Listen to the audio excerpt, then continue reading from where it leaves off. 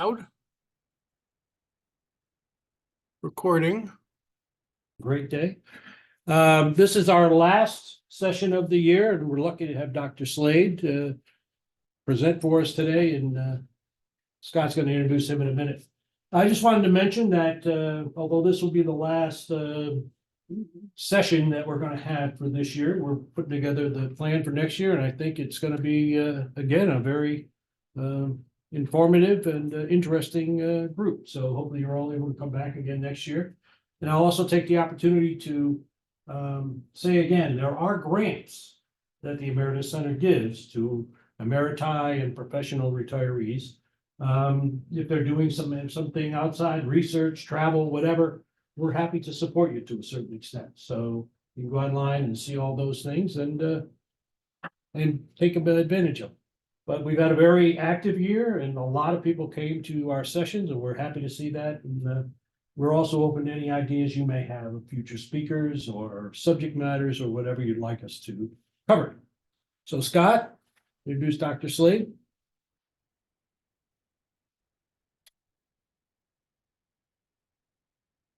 Show you the route.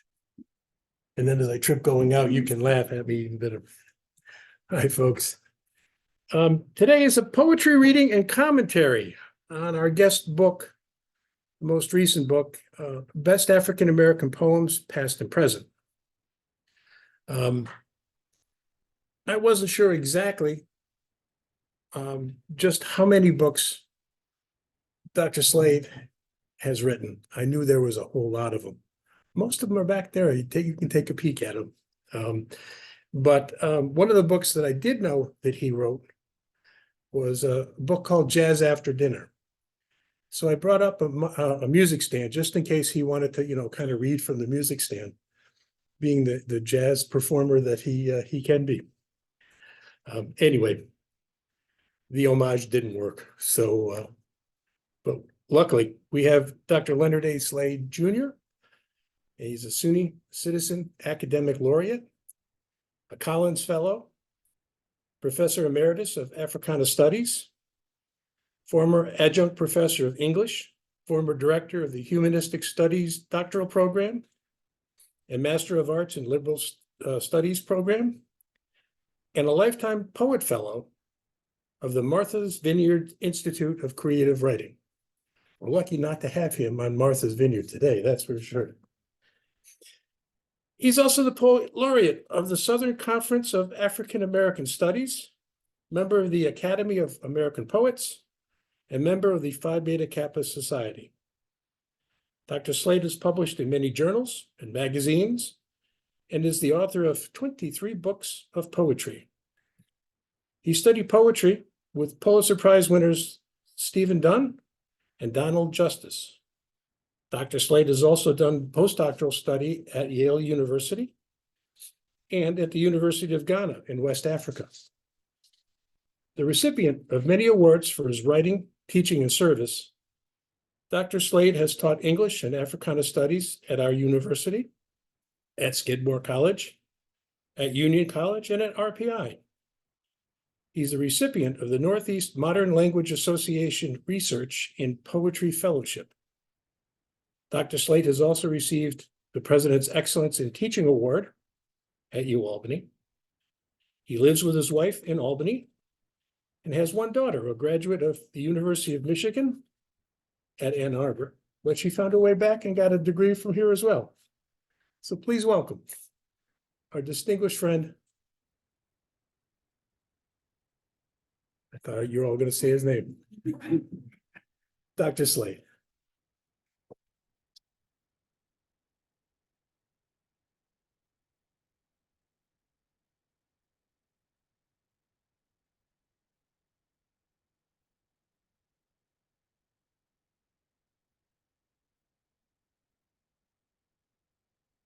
Thank you, Scott. Thank you, Jim, and thank all of you for coming today. I really appreciate your support. Faculty, staff, two of my former students, and they're still my current students. We study poetry together and share and learn from each other. So I thank you so much. It means so much that you are here.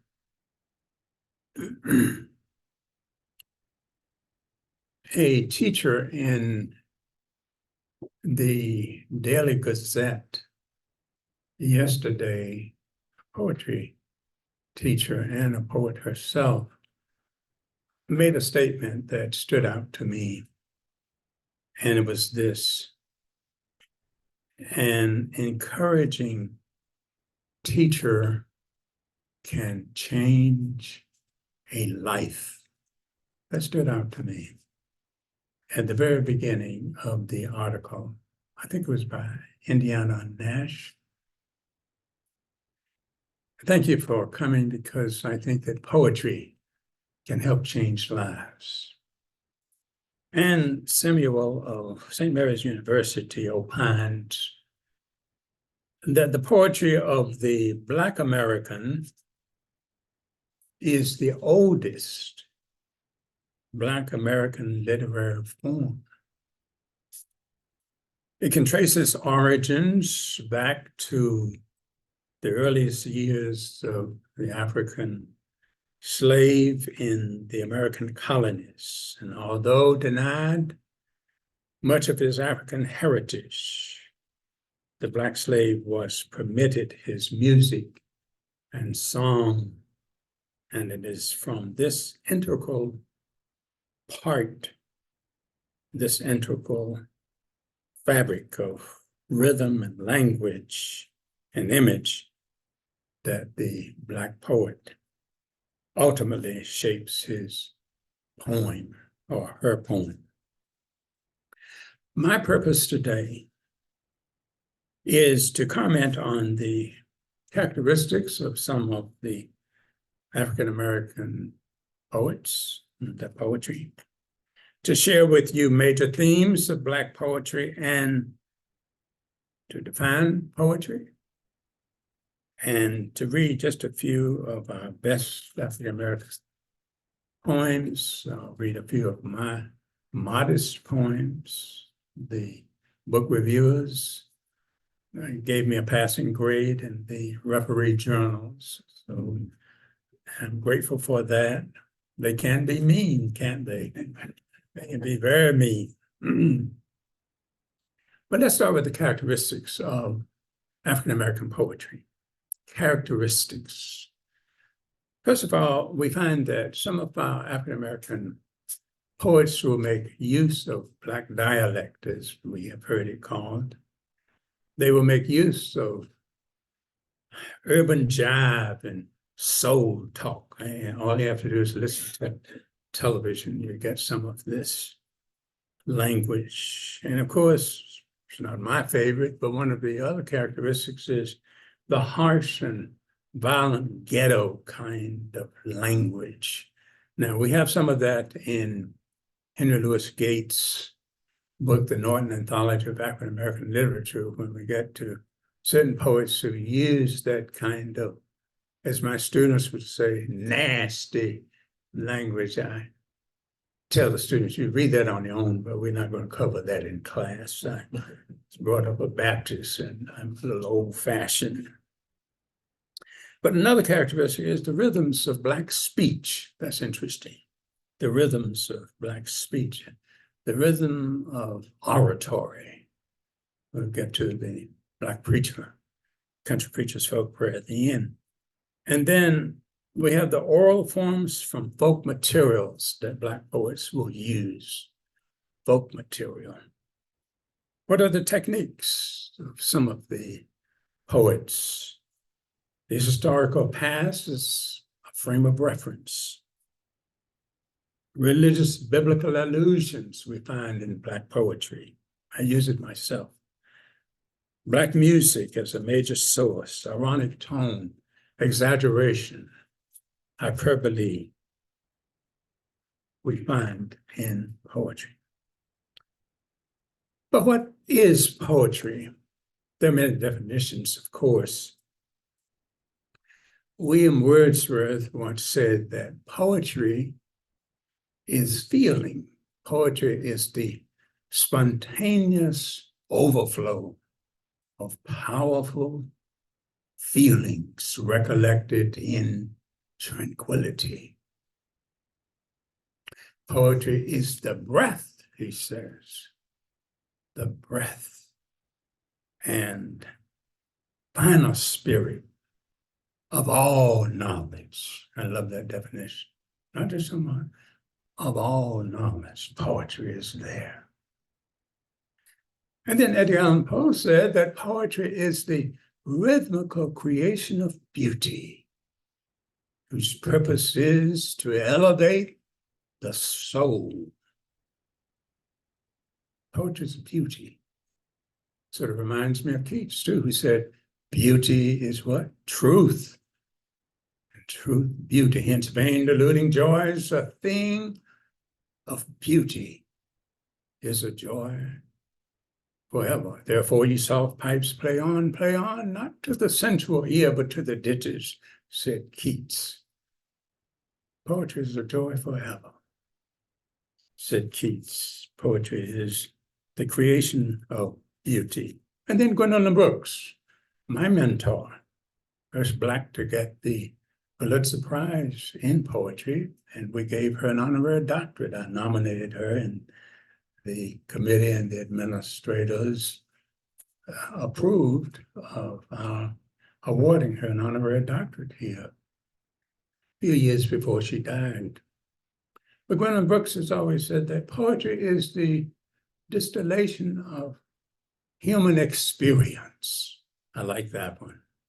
Poetry is life distilled. Life distilled. If you define literature, well, Kenneth Brooks says literature is an interpretation of life. Well, that's what poetry is. We evaluate experience and we interpret, find meaning.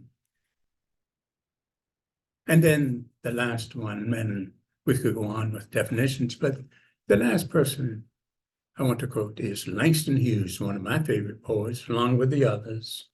But Langston Hughes said that poetry is the human soul entire, squeezed like a lemon or a lime, drop by drop into atomic words.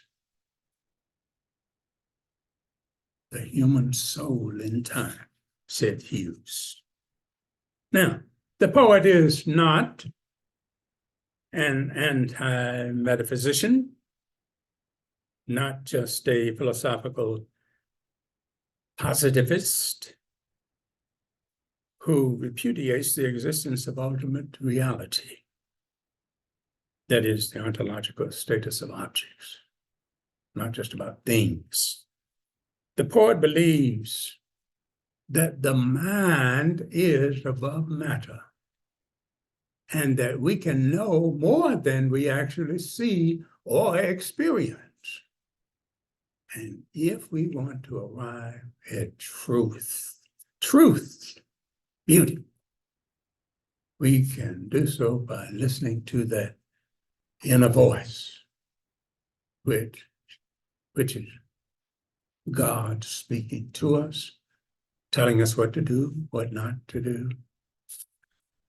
It reminds me of what Andrew Young, the former ambassador, said, my hope for my children must be that they respond to the still, small voice of God in their own hearts. Isn't that a beautiful quote? Now, please don't think I'm proselytizing here. I'm just giving you the source of poetry. I depend on my personal God, divine providence, to give me ideas. I ask God to tell me what to write about, and how to write it. And Lord, if it's not any good, have my wife, my best friend, to tell me, you may want to put that one in the trash. It's not very good. And she does just that. She's my meanest critic. Another mean critic was my former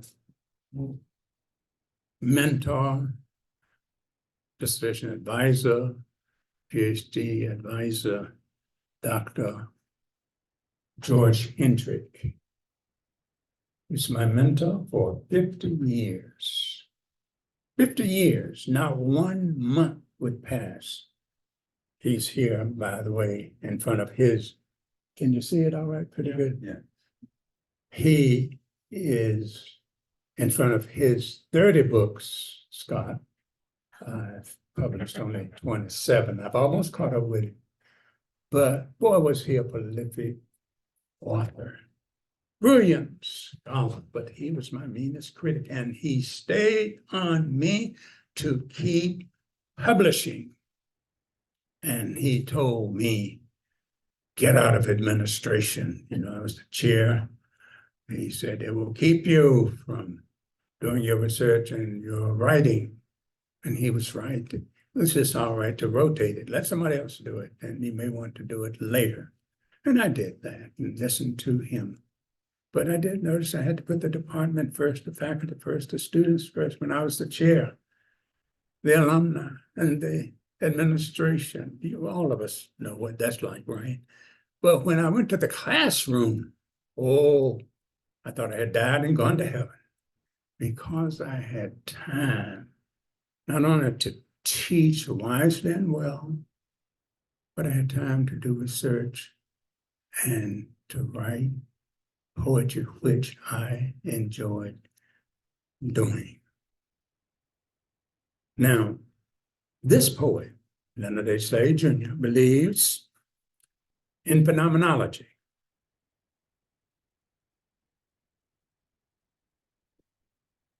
A philosophy that utilizes a descriptive analysis of subjective processes to arrive at essences, that is, the intelligible structures in consciousness. In other words, I use in my poetry metaphors and similes and hyperbole and synecdoche and metonymy and onomatopoeia and oxymoron and leitmotif and irony and other figures of speech, literary devices to help me in my writings and my books on the shelf there. They help me to objectify my significant ideas in my poetry. That's very important for poetry. It's important for African-American poets, but all poets, I think. And so our world needs more poetry. Let me back up. Our world needs more good poetry. Our world needs more good music. Good music. We know it's subjective. More good art. More peace. And more lasting peace. Put an adjective before that to be parallel. And more love, more sweet love. You know the song, what the world needs now is more love, sweet love. My students, I don't remember that, they weren't born, but that's an old song. They may know it. Shakespeare said, love conquers all. The world needs more love. Don't you agree? We need more love in our country, in the world. And the poet can help by writing truth, writing something that's beautiful, inspire somebody. For it is the breath and final spirit of all knowledge. It is the human soul entire. It is life distilled, said the experts.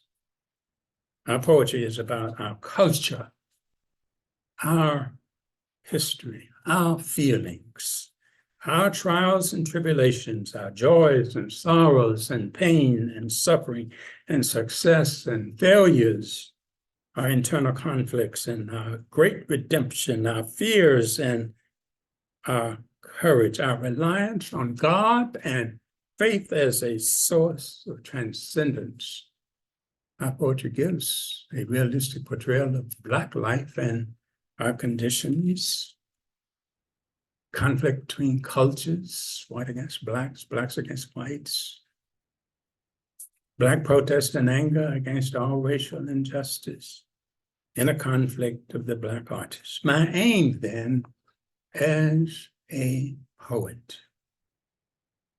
is to address the timeless hunger of the human spirit and to help make our world a better place. Some of our African-American poets use their poetry as a moral imperative for rebirth and or renewal.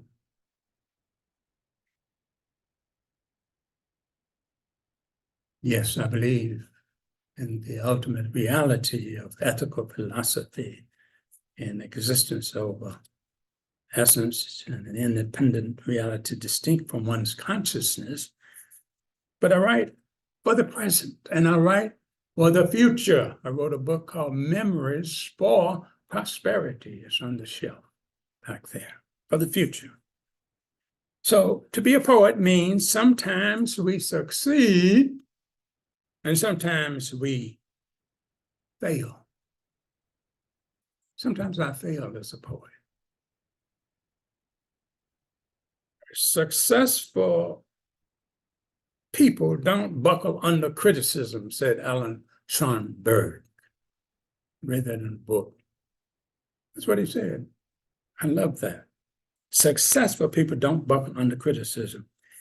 Artists, he said, must have conviction about their works and believe in themselves. And if I could add to that, artists, writers must be willing to take constructive criticism.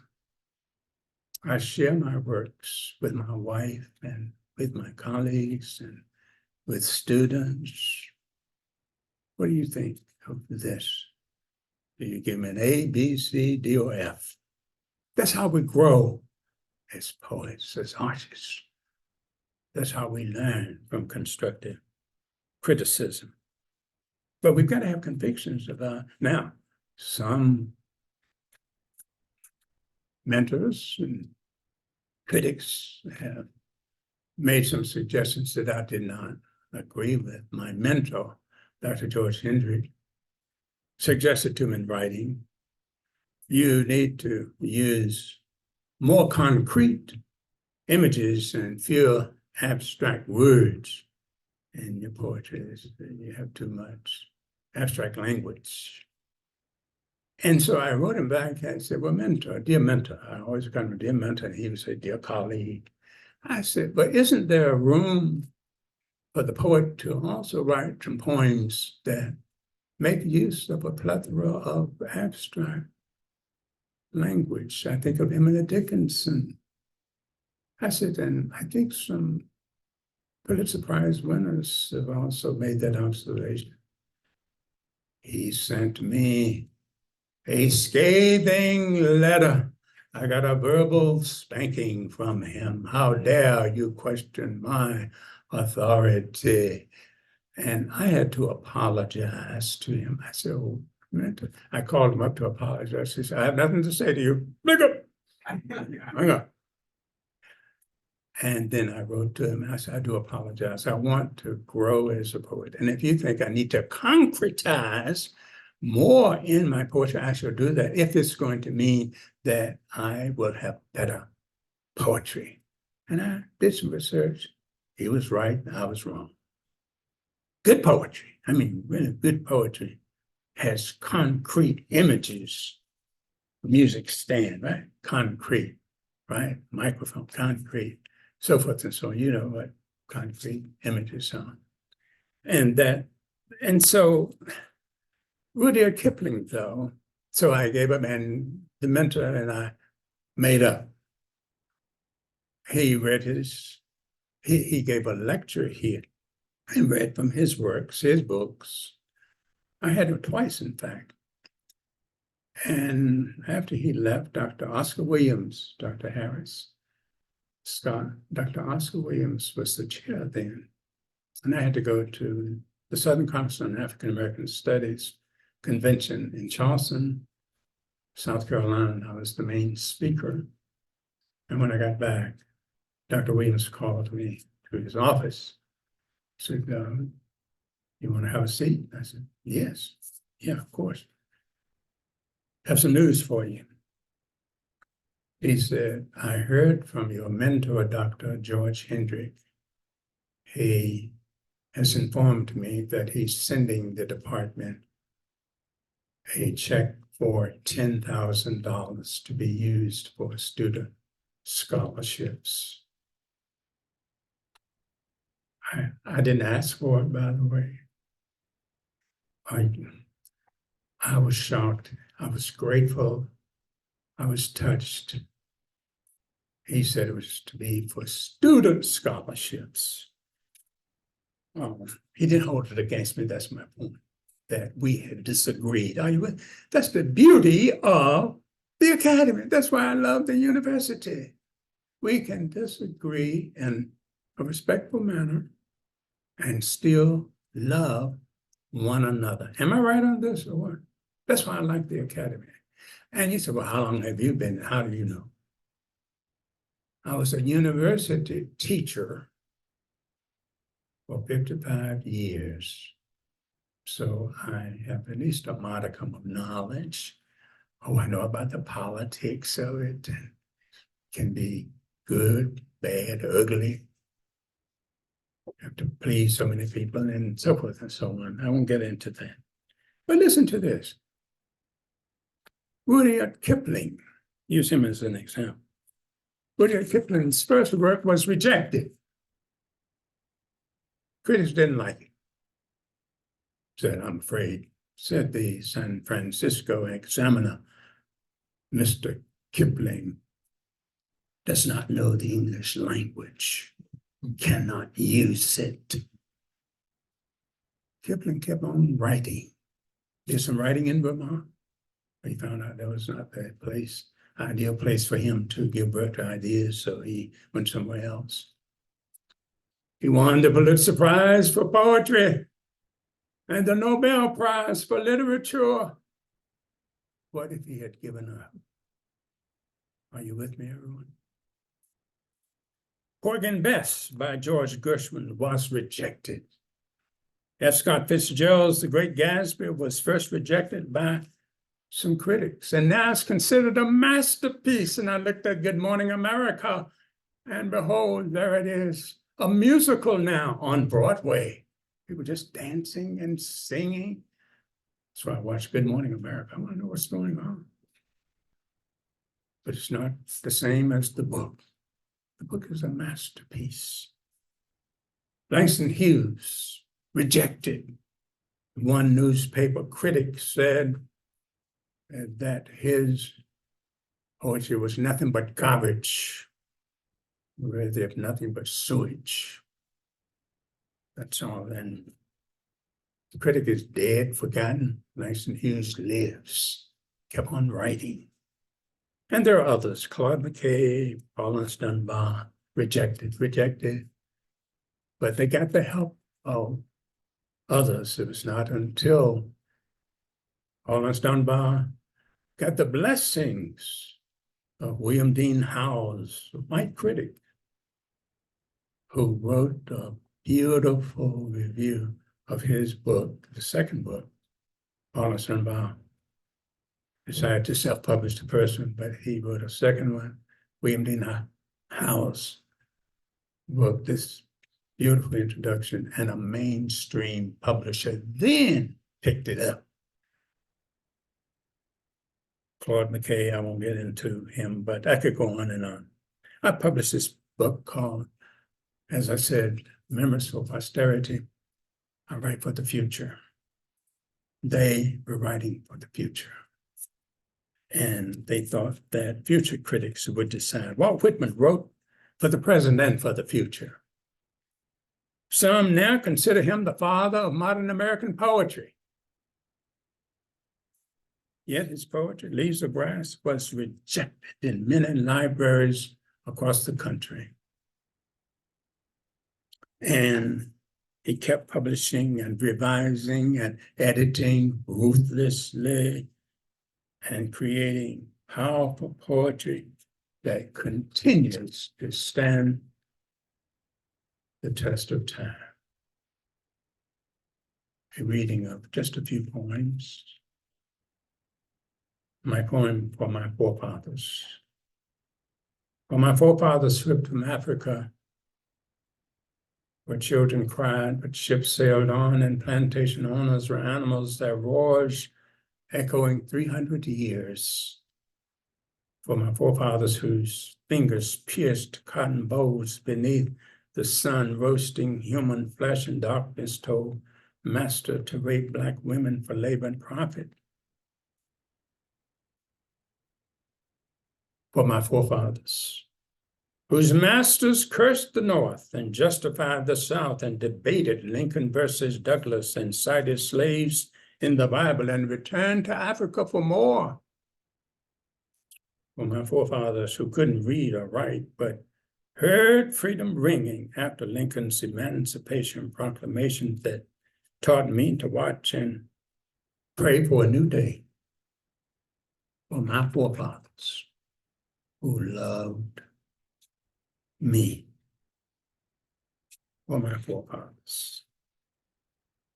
Acquaintances. I wrote this poem at Bennington College when I was studying there, doing postdoctoral study. Ran into some racism. I won't get into that. But the young lady didn't know. She inspired me to write this poem. And we had to share our poetry in class. And I shared mine with Stephen Dunn, the Pulitzer Prize winner, and with the class. And he read it, meditated on it, the students read it. And Stephen Dunn said something that perked me up. He said, "Leonard, this is the best poem you have written thus far in the class." I said, "Oh, well, thank you. Others must have been terrible." I felt encouraged. But here it is, acquaintances. I meet an acquaintance whose greeting is icy. "Good evening, I am this, I am that. And how about you?" I am me. My desire to explore her heart and soul through Antarctica. Antarctica is boundless, the ice melts. There is no past. But here we are, discovering each other's worlds. Another continent comes between us, my mahogany skin, her ivory face. My woolly hair, her lips of wine create barriers between us as we go. Noiseless and impatient, we move to darker regions of the soul. Words, now she has them. She wants more.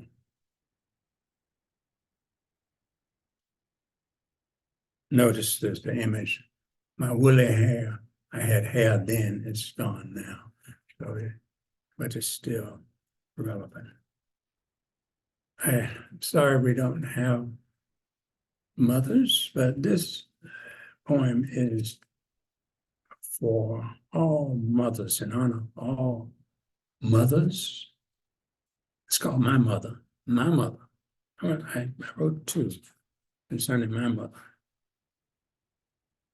My mother loved me when I was right. She loved me when I was wrong. She loved me when I would fight. She loved me because she was strong. My mother worked hard for my success. She crawled on her knees in the field. She knew one day I would be blessed. She prayed that I would never yield to all temptations on the globe, more widespread than ever before. An angel would come in a robe to tell of a son she would adore.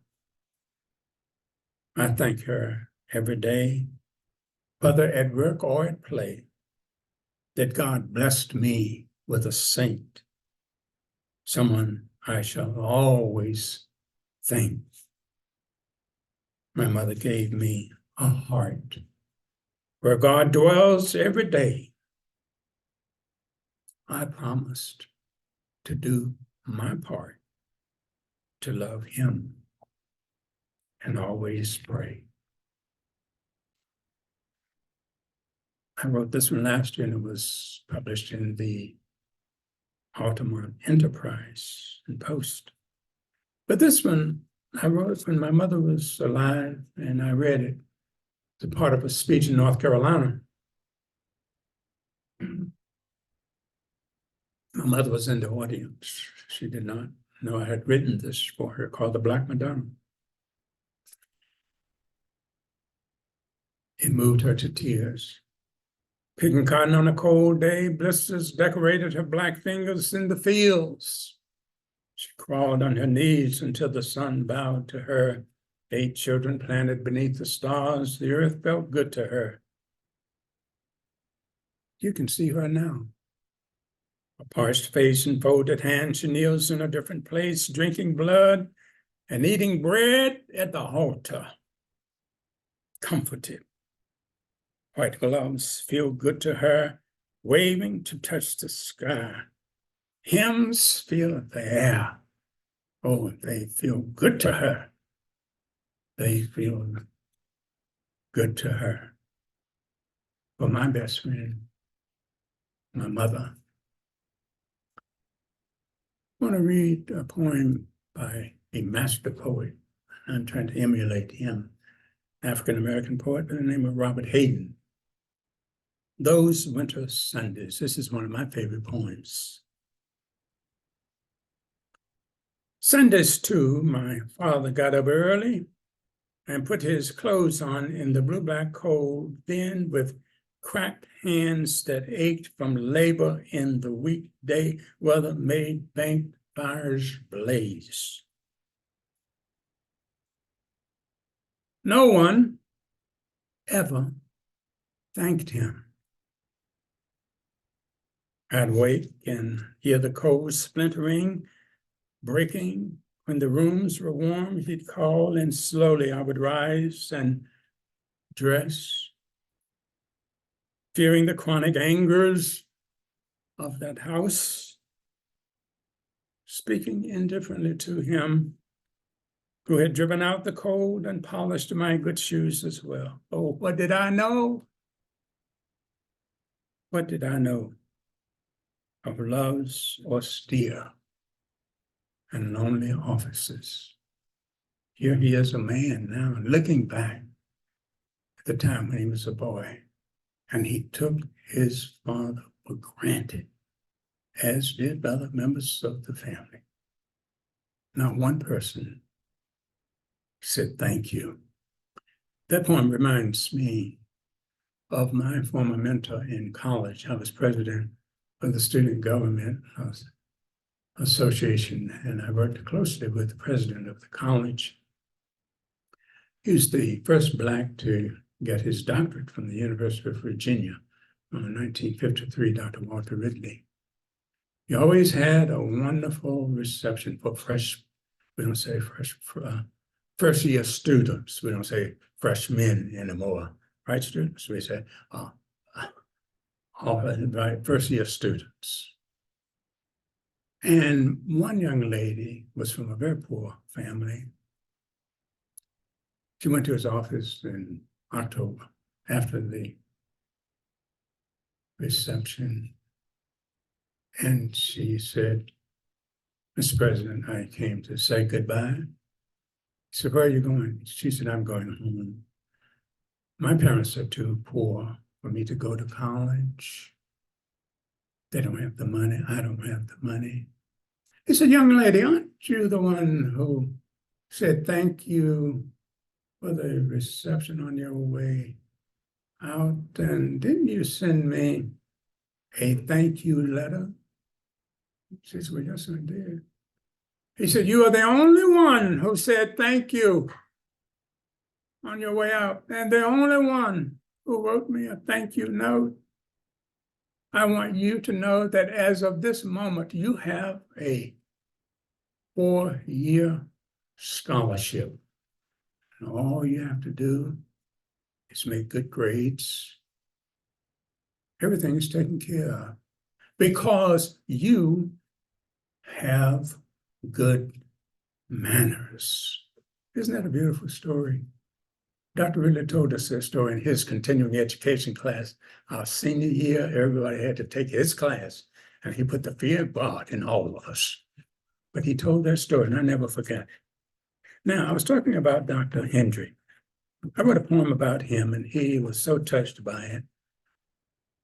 His professor, his hair silk from rich years, his teachings, quiet words I observed, his slow talk, his humped shoulders and head bowed, his breath short. The books grasped as if gold under his arms, resting on yellow notes, published articles, poems, rhythms, performing symbols, pupils learn his labors, and whispers almost gone. When Sarah called me to tell me that her father had died, Sarah is a tenured professor of French and the head of the French department at Stony Brook University. And Dr. Hendrick was living with her then. His wife had died in Urbana, Illinois. And I was just awestruck. It pierced my heart. He died last night. I said, well, I'm going to write a poem in memory of Dr. Hendrick. Would that be all right with you? She said, oh, I wish you would. I debated whether or not I was going to read both, but I think I will read in memory of George Hendrick. My wife was serving dinner when I got that call, and I went to the dinner table, and I cried incessantly. I couldn't eat my dinner. I was so devastated. It's as if a part of me had died. I was very close to my mentor. His wife had died about 15 years earlier, but he had one daughter, and she's doing very well with her husband and 2 children. He disappeared. In the beauty of spring, red roses were blooming, the grass richly green, and sunlight covered the gardens. The unrest of politics saw darkness of days. Oh, all his friends agreed the night of his death was a quiet, holy day. Brave during his stillness, the dog slept next to his comfortable bed. An afternoon of planting hot peppers that day. By evening, voices hushed. The death of a scholar became his sweet rest. But no matter, it was his last farewell to the world. A day of politicians celebrating the new federal holiday, Juneteenth, when Blacks and whites would find love, his body still with disbelief that life could be beautiful and simple when all walk across the aisle and shake hands and embrace one another. Oh, all his students agree the night of his passing to the gates of heaven must have been sad but glorious, leaving behind his family and his books, but looking forward to the bright light of eternity. For Dr. George Hendry, my mentor of 50 years. The next poem is quite poignant. Before the death of Dad, my poem, Before the Death of Dad. Before maggots suck your marble eyes, before bones yield to a hollow earth, inviting black meat to heat, cold blood, I will tell you of the dark days of youth, of the tear-soaking white pillars of your hollows inflicting severe pain. I still love you. The eldest child from your fruitful penis, your lost sheep destined to lead. I touch you in your white casket. When I, nearly 40, still hunger for your laughter and ache for honeyed words. Open your eyes in church. Hear the voice of your son. Plant me again in my mother's womb.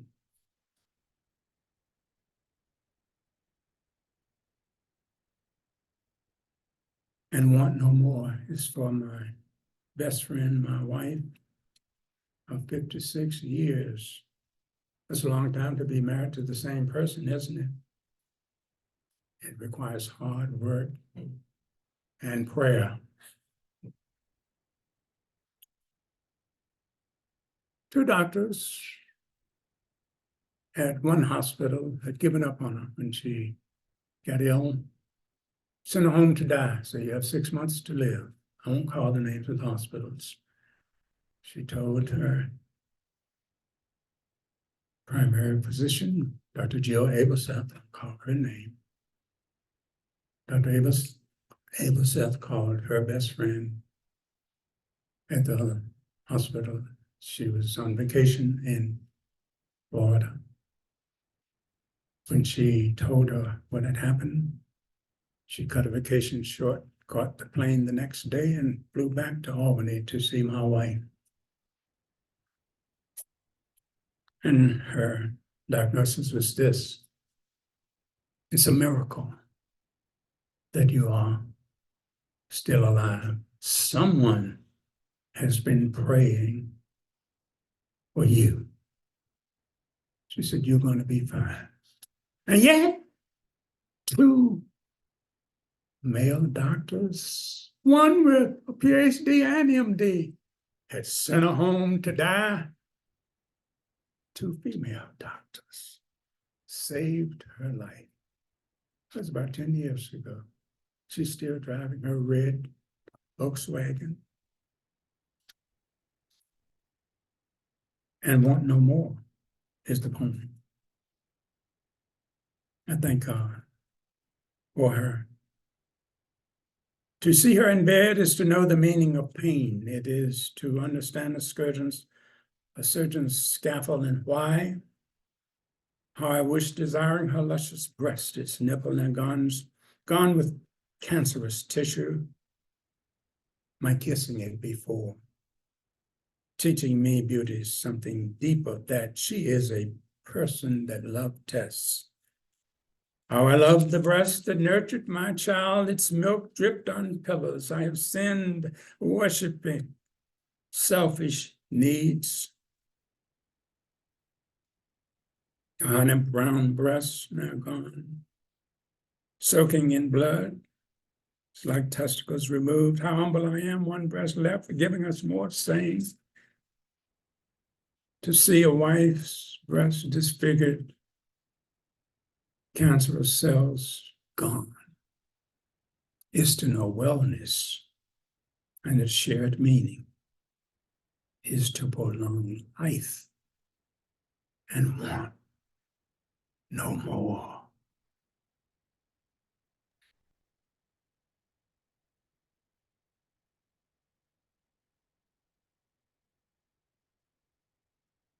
One of the greatest honors I have ever received was also being invited to speak at Dr. Martin Luther King's church at Ebenezer in Atlanta, Georgia. After his death, I wrote a poem about Dr. King. I first heard him in Elizabeth City, North Carolina at Cornerstone Baptist Church when I was a first-year student. Martin Luther King, Jr.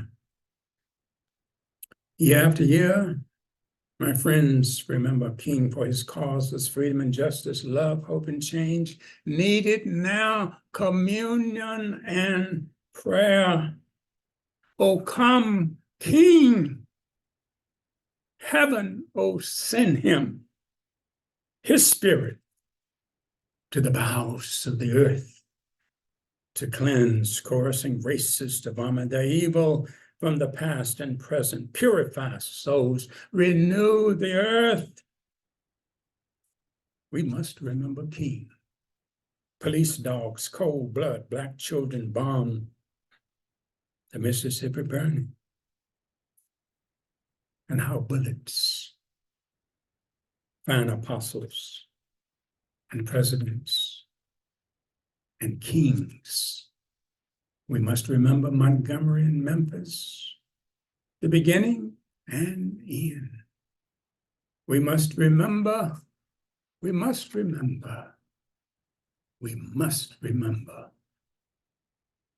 dream.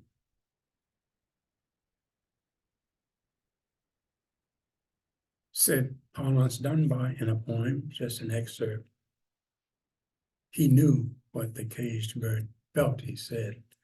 I know why the caged bird beats his wing till its blood is red on the cruel bars. His is not a carol of joy or glee, but a prayer that he sends from his heart's deep core, that upward to heaven he flings. Oh, I know why the caged bird sings. So Winston Churchill delivered a radio address during World War II. It's eloquent, powerful. And he quoted a poem, but did not give attribution to the author, Claude McKay. People are still talking about that plagiarism. All he had to say was, as a poet once said, if he didn't want to call Claude McKay's name in the 1940s, but he didn't. The poem is, if we must die, and what McKay is doing is protesting lynchings in the South. And yet in this poem, there is not one reference to the word Black or African American. It applies to all people who are oppressed. We should protest injustice, is his message here. If we must die, let it not be like hogs hunted and pinned in an inglorious spot, while round us bark and the mad and hungry dogs making their mock at our accursed lot. If we must die, oh, let us nobly die, so that our precious blood may not be shed in vain. Then even the monsters we defy shall be constrained to honor us though dead. O kinsmen, we must meet the common foe, though far outnumbered, let us show us brave, and for their 1,000 blows deal one death blow. What though before us lies the open grave, like men will face the murderous cowardly back, pressed to the wall, dying, but fighting back. Thank you so much for coming. Dr. Harrison has to leave. It's 2:30 almost. I have one more. Right? A short one. Right before you leave. A plea for peace. She has another engagement. A plea for peace. Let the hawk roost near the dove, and their eyes be mirrors, bright and shining, slow to shut, quick to trust, sleepless, lifting olive branches to travel the sky and the land. Silent, no message, but peace. Fly. A plea for peace. Our world needs peace. Our country needs peace.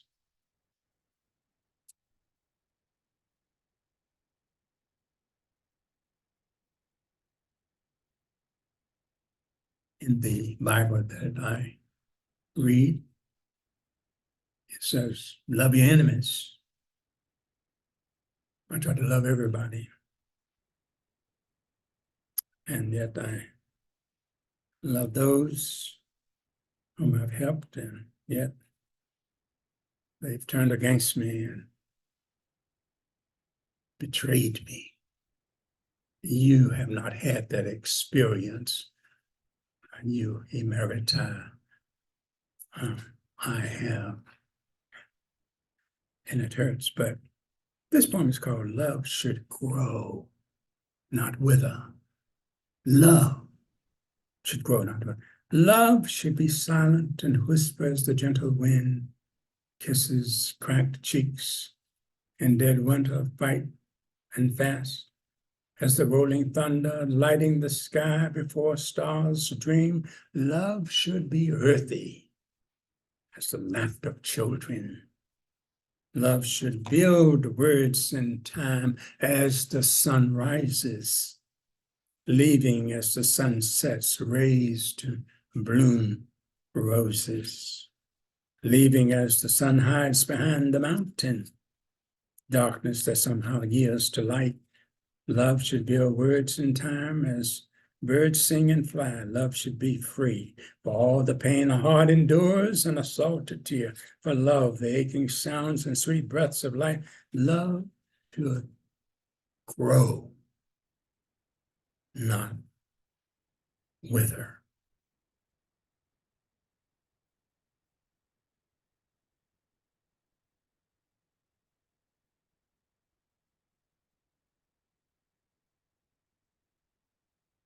I called attention to Dr. Walter Ridley, first Black to get a doctorate from the University of Virginia. I wrote a poem for him while he was alive, and I was so glad. He had retired to become Professor Emeritus and President Emeritus.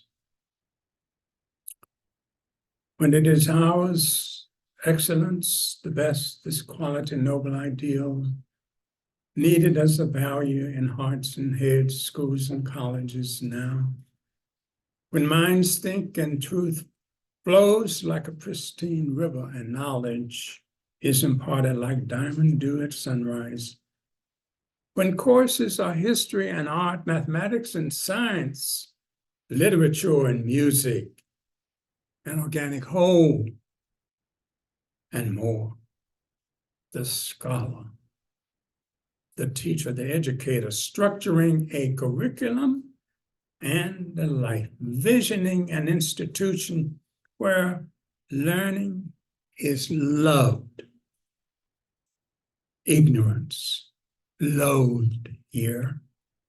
This cultured, gentle one, wealthy with books and dreams, this intellectual shall be remembered, not with brick buildings, not with gratitude and tributes and plaques of gold alone, but with students matured beyond college, nurturing their lives, transforming a universe needed now.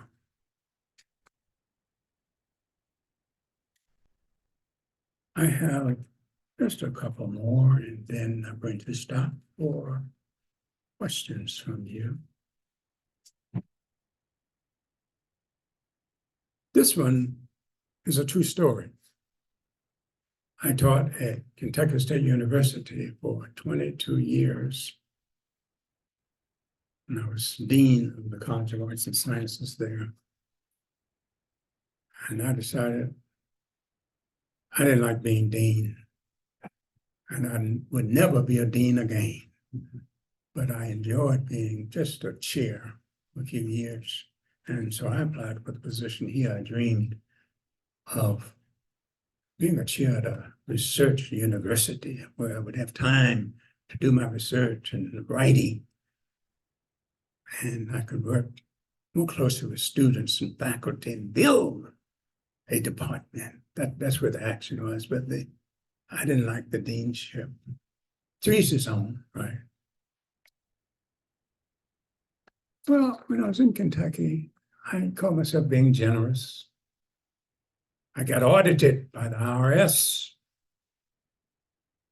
And well, the poem tells the story. When I heard from the tax man, when I read the auditor's letter, I squirmed at an invitation to be his guest after I had spent a $6,000 tax refund. How soon I became ill until the audit was over. I piled 3 boxes of evidence on his desk in a plush office suite. Examining tons of receipts, he concluded that Uncle Sam owed me an additional $2,000 refund. I thanked him for his modern math, praised his judgment and meticulosity, and kissed his invitation goodbye.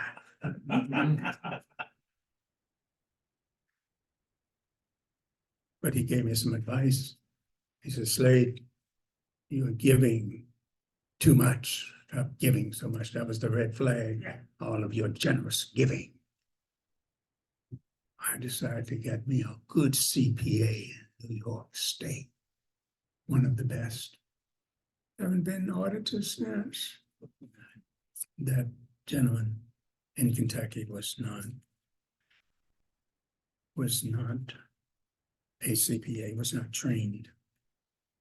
I promise.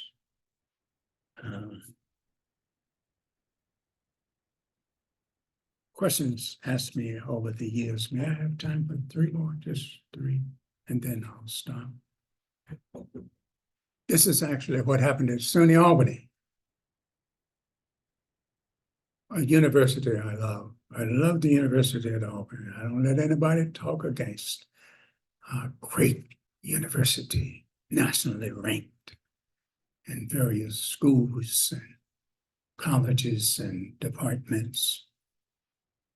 It's a wonderful institution. It's been very good to me, and I'm very protective of it. Questions asked me, though, over the years. Questions asked me by a preacher. Just how did you get to go to college? By a former professor.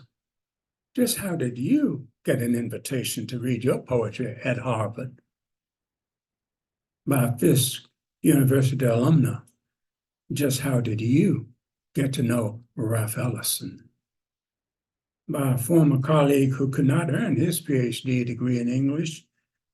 Just how were you able to get your PhD degree in English? By a so-called friend. Just how did you get hired as a full professor with tenure at the State University of New York at Albany? By a dear relative. Just how were you able to publish so many books? By a favorite cousin. Just how were you able to attend your mother's funeral at a time conflicting with your wife's major surgery and succeed in doing both? And by a fraternity brother. Just how have you been able to forgive your enemies, love God, and keep his commandments before knocking the hell out of somebody?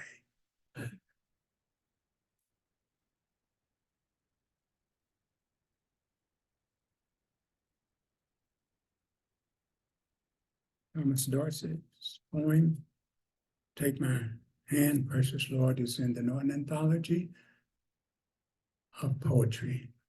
I was so happy to see it there. It's a song, as you know. Take my hand, precious Lord. Dorsey is considered the father of Black gospel music. His wife had died in childbirth while he was away, and he got the call, the message that the child died, his wife died. He wrote a poem, this song. Precious Lord, take my hand, lead me on, let me stand. I am tired, I am weak, I am worn. Through the storm, through the night, lead me on to the light. Take my hand, precious Lord, lead me home. Said one writer, I still believe one day all will bow before the altars of God and be crowned triumphant, and nonviolent redemptive goodwill will proclaim the rule of the land. John Keats was right. Beauty is truth, and truth beauty. Thing of beauty is a joy forever. And the last poem is the country preacher's oak prayer. Eternal God, we come this morning with bowed heads and humble hearts. We thank you for sparing us another day by letting your angels watch over our bedside while we slumbered and slept. We come to you without any form or fashion, just as we are, without one plea. You blessed us when we didn't deserve it, and when we traveled down the road of sin, you snatched us and made us taste of the blood of thy lamb. Yes, Lord. This morning, touch every human heart, transform tears into heavenly showers for the salvation of sinful souls. Remember the sick and the afflicted and the heavy laden. Open the windows of thy heavenly home and let perpetual light shine on them in the midnight hour. When we have done all that we can do down here, take us into thy kingdom where the sun never sets and where there's no more bigotry and hypocrisy and backbiting and no more weeping and wailing. But before thy throne, where you will wipe away our tears, where we can see our mothers, where we can see our fathers, where in this city where the streets are paved in gold and adorned with every jewel, where we can see Jesus sitting on the throne of glory.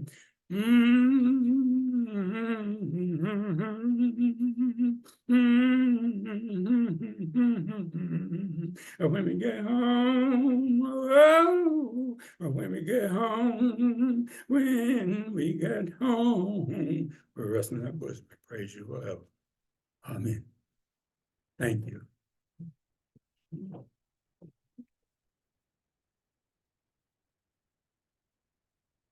I'm sorry that I was too short, but I can go longer if you like. Do we have time for questions? Absolutely. Okay. Or observations? Anyone? Yes, sir. Music and the way songs are developed, poetry contribute to song. The lyricist, the Depression era lyricist E.G. Harburg, who contributed so many memorable, like the whole Wizard of Oz score. He once said that music reaches deep into your soul, but add words and make a song, and it reaches deeper into your mind and gets personal. Have you ever considered transforming some of your poems into songs? I have, sir, but I have this fear that I am going to be a fiasco at it. So would you encourage me to do that? Yes, and in fact, once I encouraged you to take the U Albany song, the College of the Empire State, and get some 21st century lyrics. I shall do that. Now that I am retired, that will be my next project. It's sure Thank easy. you. Yeah, and I have had others to encourage me to do just what you suggested. And I keep procrastinating, but I have time to do it now. It should be interesting, don't you think? Oh, yeah. Okay. Yes, sir. Thank you. I have a collection of thoughts that are all kind of related to each other. Recall when we first came in, I mentioned that I was looking forward to hearing you read some of your poems, which I really enjoyed. But I realized I've known you a long time, and I didn't realize until you started talking about your poems, but that's your presentation, that I never actually heard you in a lecture setting or actually read your poems or anything. It had always been just sort of casual, seeing you in the hall or at a meeting or something of that sort. And then that connected to what you were pointing out regarding, especially in the Black tradition, the oral part of the tradition. And I was particularly noting the oral character of your presentation, not just the poems. That you have a way of talking that I've actually had students come and tell me they found you mesmerizing in class. And I get yes, you, and I have a sense of where that comes from because of your use of rhythm in the way you speak. No, not just in your poems, but in the way you speak, your use of repetition, the use of hesitation, and emphasizing specific words and things of that sort. And I even connected that with my recollection of course, Martin Luther King and things like his "I Have a Dream" speech, repeating the same phrase several times in the context of what you're doing. And you seem to do that just naturally in the way you talk.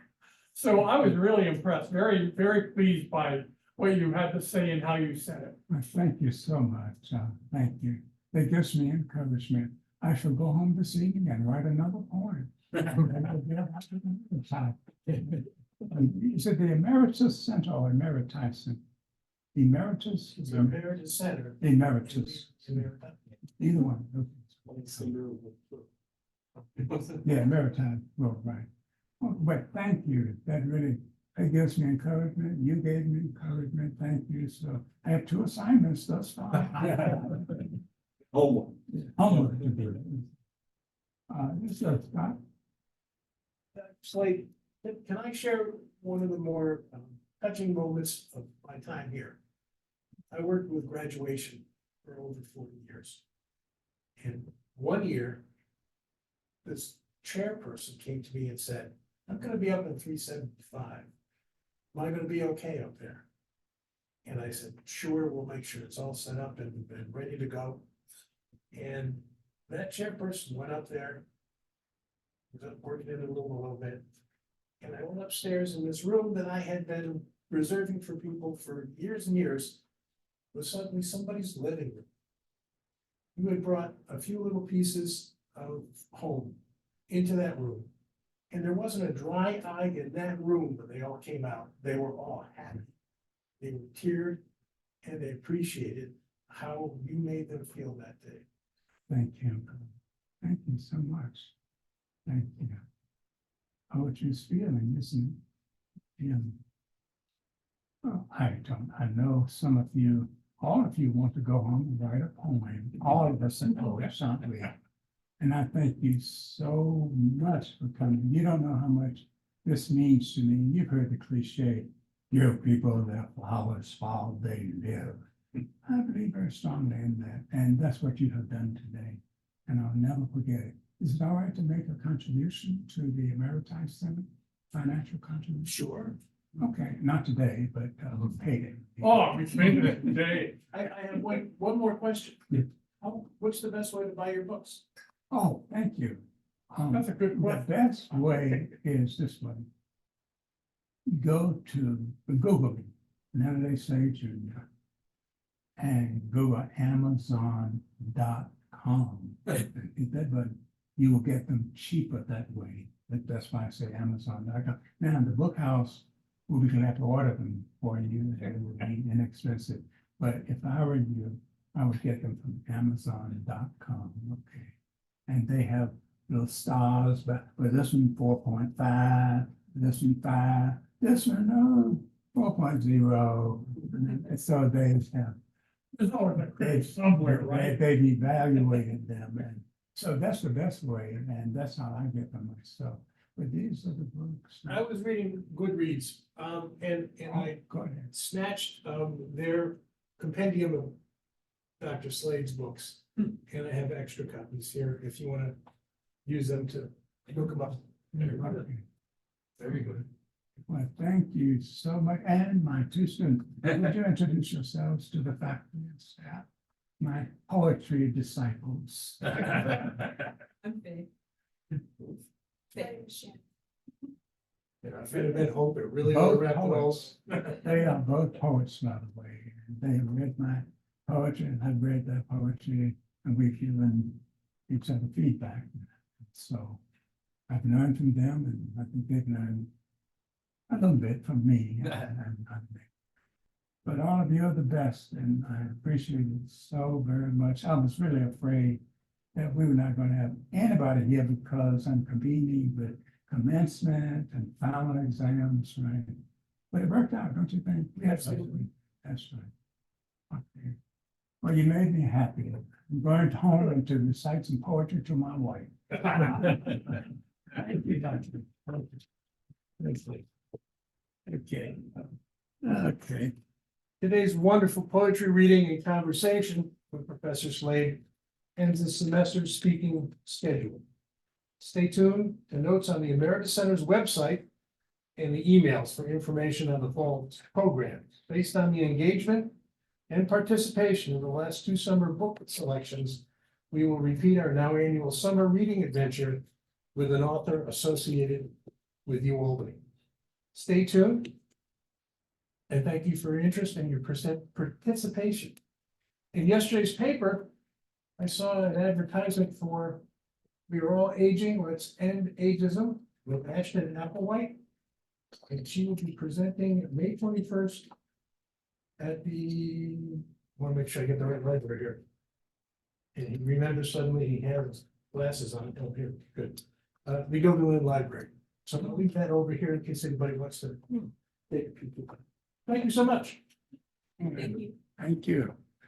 I should have stayed at the microphone. I'm sorry. We may have picked it up anyway. Oh, did you? Okay. We'll see.